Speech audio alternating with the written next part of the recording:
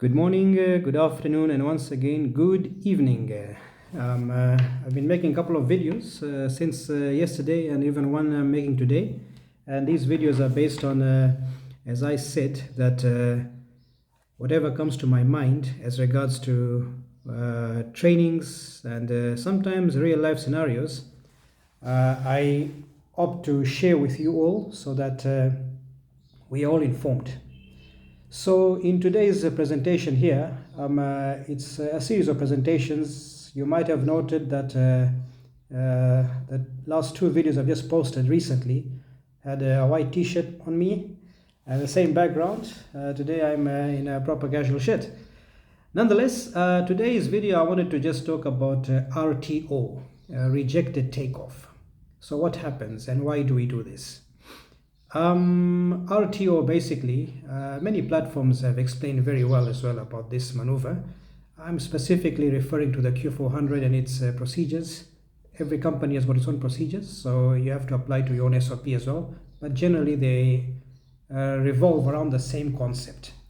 So, an RTO is an action that the captain does when he or she feels that the aircraft is not in a good state of flying. Okay, but there are a couple of boundaries that the captain follows depending on the cautions or warnings that he or she has received. So before 80 knots,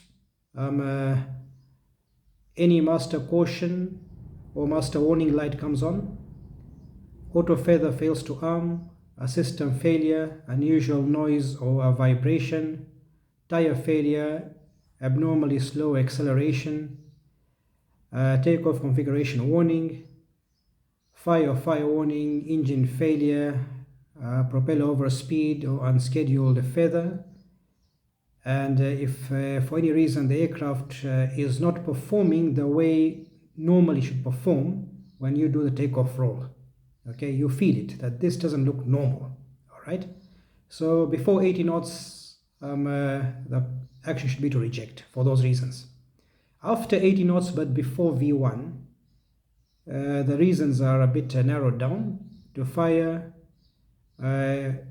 engine failure, propeller overspeed, unscheduled feather, tire failure, and again if the aircraft is wobbly and is not deemed fit to fly. All right. After V1 any failure we cannot reject for obvious reasons. Many platforms have actually explained very well that sometimes the length of the runway is not enough to make the stopping maneuver. We can overrun, so we have to take the aircraft airborne and solve the problem while we're in the air. Okay, so there are different schools of thought here. Some people reject for all the cautions and all the warnings definitely, but all the cautions, and others argue that no, certain cautions we can still continue and solve them and come back. So it depends on who says what, but to resolve that discrepancy, it's just very simple. Just be safe. You'll not be crucified or be asked too many questions if you have played a safe game. All right. For example, I'll give an example. On one instant, I was given a PEC failure, propeller electronic control failure, and I decided to go and come back because I know the QRH said it's just about landing considerations. If you look at the PEC QRH, PEC caution light QRH item, it will say it will start with landing considerations. Okay, so because as I said in my previous couple of videos, that the QRH is has to be followed religiously every time. You have to refer to the QRH, read it. Okay, I knew that this was the case. In another training session with a different instructor, it was disputed. Okay, that no, it's a caution you got to reject, and you don't even know that that PEC failure in a few minutes time after you take airborne can even shut down your engine because it's to do with propeller electronic control. It's to do with the propeller. You get my point. So I think judgment comes from just being safe. All right, if you feel that okay, I'm going to reject, I'll reject. It's okay. You don't have to think twice that okay, who says what, because everybody's got their own limitations, and as long as safety and of you, your passengers, your crew members, and your company's asset has been performed, everything is good, my thought. Okay, so what do? You reject means that immediately something goes wrong. You bring the power levers to flight idle and to disk.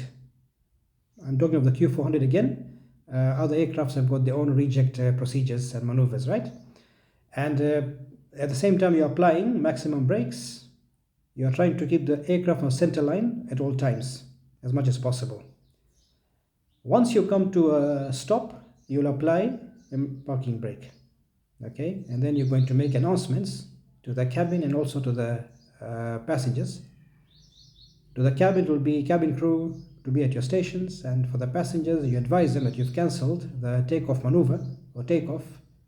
They have to remain seated, because whenever such thing happens, passengers, because they don't have much knowledge on how we work in the flight deck, the first thing they'll go into is panic mode.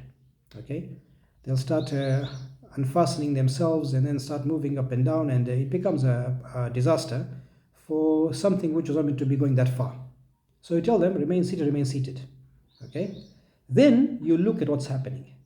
Okay, so when you have identified, let's start from the very serious malfunctions. Okay, let's say an engine failure or engine fire.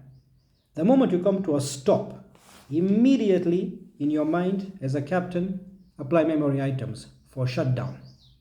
Okay, once you've done the shutdown maneuver, you call for the on-ground non-normal checklist, engine failure on ground. Now here's where the difference is in our operations. Engine failure on ground. So once that's done, your colleague, the first officer, will go through those items. Since engine failure, okay, we can still taxi to the apron with one engine after you've secured it, and then we can advise cabin crew to resume normal operations.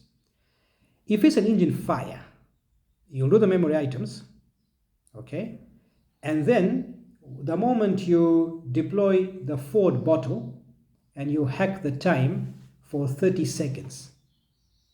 When you do your memory items for engine failure procedures, okay, power levers to flight idle, condition levers, fuel off, affected pull, fuel hide off, handle pull, tank aux pumps off, and then you go back up and you deploy the forward bottle, then you hack time for 30 seconds. After that call, you now call for the on-ground non-normal checklist, engine fire on ground. By the time the QRH has been taken out, checklist is being read, the 30 seconds is ticking. After 30 seconds, you observe if the engine fire light or the pull fuel hide off handle light is still illuminated. If it is, then the fire is still continuing. You'll deploy the aft bottle. Okay, and then you'll give it a few seconds. There is some discussions that do happen. Some companies say how many seconds and all that, but just give it a good number of seconds to see if the fire still goes out. If it doesn't, that's when you execute the evacuation command, and then it's also the memory items for the evacuation. All right, so things, when you start when you do this in the simulator a couple of times, there is that rushing attitude, and I'm not saying that I never did this. I did. Okay, you get panic, you want to do things, but the more you do them, your mind becomes composed, and you say, okay, let's do things one thing at a time. Okay, and if you do that slowly but methodically, when I say slowly, I don't mean at a snail's pace, I mean methodically, one thing after the other, then you will see that you've executed everything in a very nice manner. Okay, so this is very important that you need to know. In sim exercises, they normally give you these RTOs. They are not isolated at all, because every time you do get these RTOs that they are given to you. I've had a few in reality that we've had, but not serious ones. But there were a couple that I said, no, we don't think we should continue. Okay, so this was just a briefing on how to execute the RTO. So the whole point here is basically to be calm. Okay, I'm saying this now. I've been told this back then when your mind is saturated because you're trying to learn and absorb things, and naturally you won't be calm. You will be like what the hell, what's happening, you know. But as I said, that more experience you get, the more you do these exercises, the more you prepare your mind. You know, your mind is very important to be prepared well ahead. There's a very famous saying that if you haven't flown the aircraft from A to B in your mind, it means that you're not ready to fly the aircraft in reality. Okay, so remember that. Okay, everything, do it in your mind. So if anything, you've got to face the situation in reality, at least you've put yourself ahead and you know what to do when such an event takes place in front of you. Okay, so that's about it. Just be safe, and those are the procedures that are pretty much general, but you'll adapt those to your own company SOPs. In here, what I was making a point that this maneuver brings a bit of panic in the simulator sometimes. All right, so you just have to do it methodically. Just recite it. Okay, I'll do this, then I'll do that, then I'll do this. So if the sequence is well paced and well timed, okay, all is good. Okay, so you don't get confused. Yeah, so that's about it. And as always, just be safe. And as I've kept saying, that the QRH is very, very important. Read it every day, learn it. Okay, over time you'll be surprised that your mind will memorize the whole book. Okay, which is good for you to have it in your mind. The memory items are obviously memory items anyway. They you can overemphasize on that, but the other contents are meant to be there so that at least you know what to expect. When you are flying, recite it. If you are forgetting something, take it out wherever it's kept in your library, go through whatever you forgot and clear up that mess in your mind. Always be updated. Okay, that's very important. Till the next one, wishing you well, and thank you very much once again for liking the videos and subscribing, the like, and please forward the comments. Okay, have a nice one. Good day.